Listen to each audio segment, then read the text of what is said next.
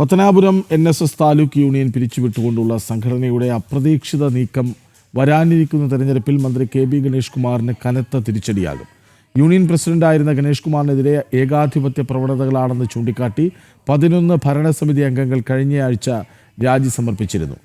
പുനലൂരിലെ union ആസ്ഥാനത്ത് Padma cafe ആരംഭിച്ചതുമായി ബന്ധപ്പെട്ട സാമ്പത്തിക ഇടപാടുകളിലും ഗുരുതര ആരോപണമുണ്ട്. വിവരങ്ങളുമായി മനോജ് ഒപ്പം ചേരുന്നു. മനോജ്, ഒരു വലിയ വിവാദത്തിൽപ്പെട്ട ഗണേഷ് കുമാർ തടിയൂരി പോയിട്ടേ ഉള്ളൂ. അപ്പോഴാണ് അടുത്തത് വരുന്നത്. ഏകാധിപതിയാണ് ഗണേഷ് കുമാർ എന്ന കാരണത്താൽ 11 പേരാണ് അവിടെ നിന്ന് രാജിവെച്ച് പോയത്. അക്കാരണത്താലാണ് അവിടെ യൂണിയൻ പിരിച്ചുവിടുന്നത്. ഇപ്പോൾ പത്മ കഫേ തുടങ്ങിയതിൽ അഴിമതി ആരോപണവും വരുന്നു. എന്താണ്?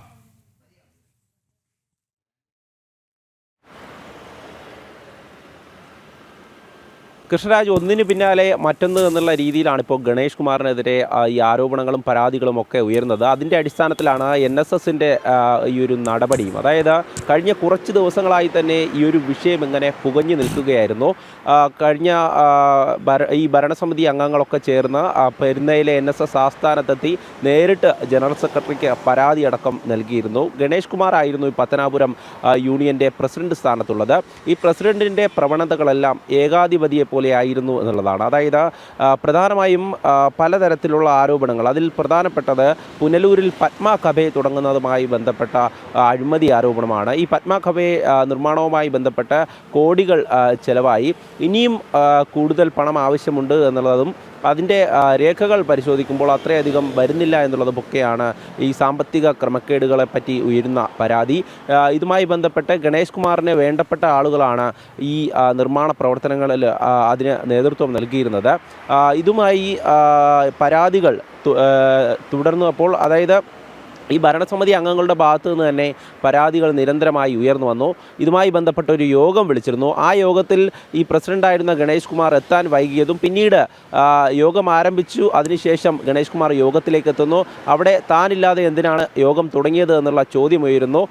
നേരത്തെ തന്നെ ജനറൽ സെക്രട്ടറിയോടൊക്കെ അനുമതി ചോദിച്ചിട്ടാണ് ഈ ഭരണസമിതി അംഗങ്ങൾ യോഗം ചേർന്നത്. പക്ഷേ അതിനുശേഷം ഈ പ്രസിഡന്റിൻ്റെ ഭാഗത്തു നിന്നും മോശം അനുഭവം ഉണ്ടായി എന്നുള്ളതാണ് ഭരണസമിതി അംഗങ്ങൾ വ്യക്തമാക്കിയത്. അതിനുശേഷം പിന്നീട് ഒരു ഭരണസമിതി അംഗത്തിന് മർദ്ദനമേൽക്കുന്ന സാഹചര്യമുണ്ടായി. ഗണേഷ് കുമാറിനോടൊപ്പം ഉണ്ടായിരുന്നവരാണ് മർദ്ദിക്കാൻ നേതൃത്വം നൽകിയതെന്നൊക്കെയാണ് പരാതി വരുന്നത്. എന്തായാലും ഈ പരാതികളുടെയൊക്കെ അടിസ്ഥാനത്തിൽ ഗണേഷ് കുമാറിനെതിരെ, അതായത് ഗണേഷ് കുമാർ പ്രസിഡന്റായിരുന്ന ഭരണസമിതി രജിസ്ട്രാർ കഴിഞ്ഞ ദിവസമാണ് പിരിച്ചുവിട്ടത്. പകരം ഒരു അഡ്ഹോക് കമ്മിറ്റിയെ നിയമിച്ചിട്ടുണ്ട്. എന്തായാലും വരുന്ന തെരഞ്ഞെടുപ്പിൽ പത്തനാപുരത്തെ സ്ഥാനാർത്ഥിയാണ്, ഇടതുപക്ഷ സ്ഥാനാർത്ഥിയാണ് ഗണേഷ് കുമാർ. ഈ തെരഞ്ഞെടുപ്പിൽ ഇക്കാര്യങ്ങളൊക്കെ തന്നെ തിരിച്ചടിയാകും എന്നതിൽ മാറ്റമില്ല. കാരണം ഒരു സംഘടനയുടെ തലപ്പത്തിരുന്നു കൊണ്ട് ആ സംഘടനയിൽ തന്നെ ഇത്തരത്തിലുള്ള പരാതികൾ ഉയർന്നു വരാനുള്ള ഒരു സാഹചര്യമുണ്ടാക്കി. തുടർന്ന് ആ സംഘടനയിലുള്ള ഭരണസമിതി അംഗങ്ങളുടെ ഭാഗത്തു നിന്ന് തന്നെ എതിർപ്പുണ്ടാകുന്നു. കഴിഞ്ഞ ദിവസങ്ങളിലൊക്കെ തന്നെ ഈ 13 പേരാണ്, 13 ഭരണസമിതി അംഗങ്ങളാണ് രാജി വച്ചത് ഈ നടപടിയുമായി ബന്ധപ്പെട്ട്. അതായത് ഗണേഷ് കുമാറിൻ്റെ ഭാഗത്തു നിന്നുണ്ടായിട്ടുള്ള ഈ നടപടിയുമായി ബന്ധപ്പെട്ട്. അതിനുശേഷമാണ് NSS നേതൃത്വം ഇത്തരത്തിലൊരു തീരുമാനത്തിലേക്ക് കടക്കുന്നത്. എന്തായാലും തെരഞ്ഞെടുപ്പിൽ പത്തനാപുരത്ത് സ്ഥാനാർത്ഥിയാകുമ്പോൾ ഗണേഷ് കുമാറിന് വലിയ ആത്മവിശ്വാസം ഉണ്ടായിരുന്നത് പത്തനാപുരത്തെ ജനങ്ങൾ തനിക്ക് വോട്ട് ചെയ്യും എന്നുള്ളതാണ്. അത് കഴിഞ്ഞ കുറേ നാളുകളായി, കഴിഞ്ഞ ആരോപണങ്ങളൊക്കെ വന്നപ്പോഴും അതുതന്നെയായിരുന്നു മറുപടി. പക്ഷേ ഈ ഒരു സംഘടനയുടെ തലപ്പത്തിരുന്നു കൊണ്ട് സംഘടനയ്ക്ക് ഉള്ളിൽ തന്നെ ഇത്തരത്തിൽ പ്രശ്നങ്ങൾ ഉണ്ടാകാനുള്ള ഒരു സാഹചര്യമുള്ളപ്പോൾ തെരഞ്ഞെടുപ്പിലും അത് ബാധിക്കുമെന്നതിൽ മാറ്റമില്ല. പത്തനാപുരത്തെ സംബന്ധിച്ചിടത്തോളം ഗണേഷ് കുമാർ കഴിഞ്ഞ തവണയും വിജയിച്ചു വന്നു. എന്നാൽ ഇത്തവണ ആരോപണങ്ങൾ ഗുരുതരമാണ്. ആദ്യത്തെ ആരോപണം വന്നിരുന്നു, പിന്നീട് അത് തന്ത്രപരമായി മന്ത്രി ഒത്തുതീർപ്പാക്കി എന്നുള്ളതാണ്. അതിനുശേഷമുണ്ടായിട്ടുള്ള പ്രശ്നങ്ങളാണ് ഈ NSS യൂണിയനിൽ തന്നെ നമുക്ക് കാണാൻ സാധിക്കുന്നത്. എന്തായാലും നിലവിലെ സാഹചര്യത്തിൽ ഗണേഷ് കുമാറിന് വലിയൊരു തിരിച്ചടി തന്നെയാണ്. ഇതുവരെയും മന്ത്രി പ്രതികരിച്ചിട്ടില്ല ഇതിനെക്കുറിച്ചൊന്നും. കാരണം ഒരു തരത്തിലും പ്രതികരണം ഇതുവരെ ലഭ്യമായിട്ടില്ല. എന്തായാലും വരുന്ന മണിക്കൂറുകളിൽ അല്ലെങ്കിൽ വരുന്ന ദിവസങ്ങളിൽ മന്ത്രി പ്രതികരിച്ചേക്കാം.